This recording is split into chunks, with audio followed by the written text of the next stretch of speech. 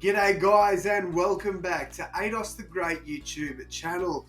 So guys, in today's video I am going to give you my predicted changes for the Queensland Maroons Game 3 squad. And I was going to do a Blues one like this too, but I honestly don't think the Blues make any changes at all. Unless there's an injury or an unforced change, then I don't think they make changes at all. But yeah, the Maroons, I think there will be a few changes made to the lineup.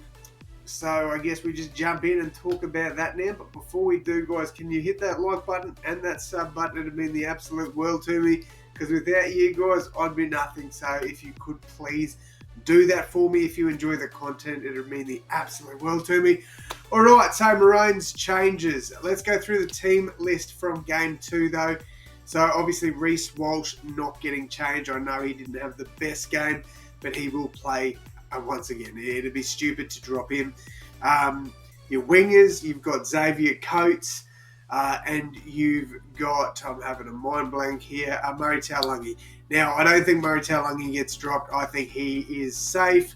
Xavier Coates, unfortunately, has been ruled out of Game 3. I think he's actually looking at 6 to 8 weeks on the sideline, which not only sucks for Queensland, but also sucks for Storm.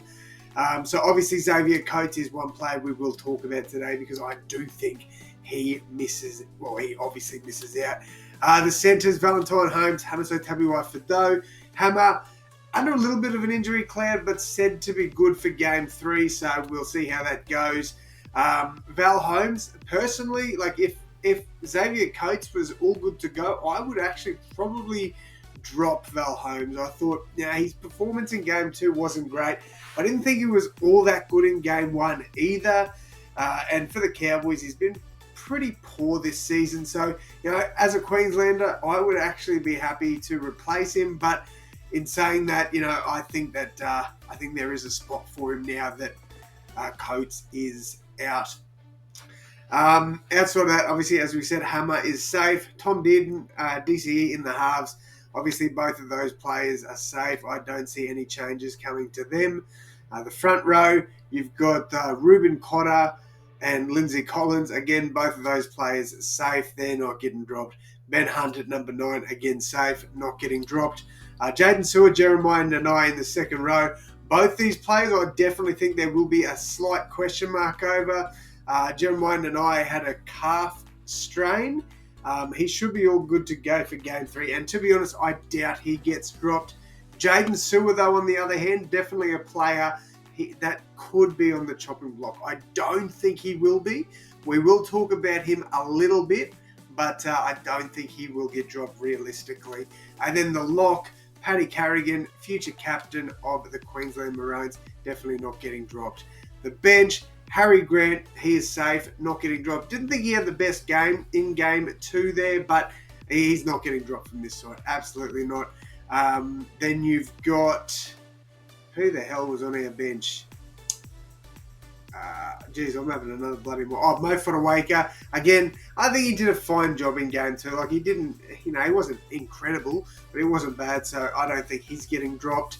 Then you've got Felice Carfusi. Didn't play too many minutes. Same with Kurt Catwell. I think both of them probably do miss out of Game 3. If I'm being honest with you, I do think Felice Carfusi moves back to that Game 1 role of the 18th man, and I do think, unfortunately, Kurt Catwell will get moved out. We'll talk about that shortly, though. So the changes that I think will be made for Game 3. Obviously, the first one, the forced change, is, well, the unforced change, I guess, because he got injured, is Xavier Coates. So Coates obviously out for game 3. I think, now there's been, Alofiana Khan-Pereira is a name that's been thrown around. I don't hate it. I actually really like Philip Sami as well. Don't know if Philip Sami is healthy. I'm not 100% sure. To be honest, if he was, I actually wouldn't be against that, but I've got a better option. Look, I think there's Kyle Felt is another one. He's probably in close to career best footy this year, so he's definitely a good shout. But for me, I am moving Valentine Holmes to the wing, and I'm bringing in Dane Gagai in the centres. I just think Dane offers so much more defensively than any of the other options, and moving Val Holmes out to the wing and bringing in Dane Gagai into the centres, I think really fixes that problem we had there. Latrell just absolutely tailed up Val Holmes, and I think moving Val to the wing, putting in Gags in the centres, I think that is really going to help that defence there. Could I be wrong? Absolutely. You know, I'm just a bloke that loves talking footy.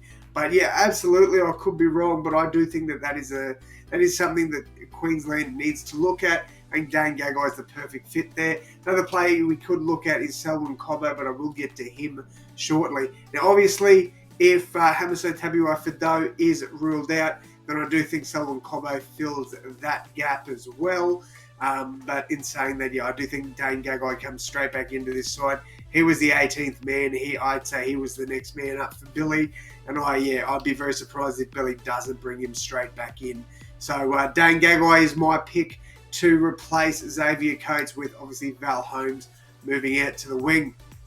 All right, next up is Jaden Sewer. Now, do I think Sewer gets replaced? I really don't.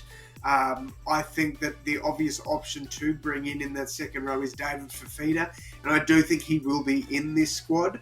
However, I do not see Jaden Sewer getting dropped. I think Sewer was incredible. I would say he was best on ground for the Dragons against the Dolphins the other day, and I think Billy's going to look at that and go, wow, you know, he had a horrible Origin game too.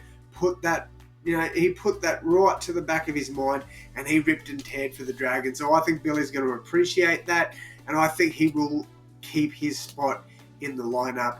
Outside of that, no real changes for the starting squad. It's more of the bench. Now, Harry Grant, obviously, as I said, was safe. Mo Fotuaika, definitely a few players you could talk about coming in for him, but I just don't see it happening. I think Mo Fotuaika is pretty much safe there.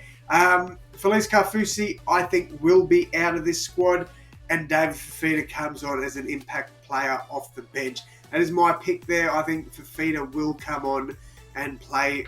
I reckon he could play plenty of minutes, or he'll share minutes with Jaden Sewer. I think both of those players might work together here. Depending on who starts, who comes off the bench, I think they'll rotate them. So, that is my pick there, is that Felice Kaufusi will move back to the 18th man, and David Fifita will come into this 17-man squad. Then finally, the last player that I want to talk about is Kurt Catewell. Unfortunately, I think he only played 11 minutes in Game 2. Wasn't really needed after the big blowout in the first half. But I think there's better options we can use there. And I know it would mean the bench is relatively small if we do go with somebody else on the bench that I'm thinking of. I would go two options, and I know it's very small. I'd go Ezra Mam or Selwyn Cobbo. Leaning more towards Selwyn Cobbo just because he offers more. He can play a role in the middle. I think he got found out a little bit for the Broncos on the weekend when he did move into sort of a middle role. But I do think he can fill that role for Queensland.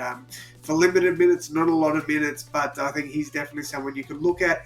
Outside of him, I do think Ezra Mam will be in and around this squad, whether that be as 18th man and Felice Kaufusi stays in the 17, or he could even come into that number 17 jersey. I think it could be a battle between him and Cobbo for that 17 jersey. But that's pretty much it from me, guys. So my changes of the ones that I think will 100% happen in my mind, this is what I would do.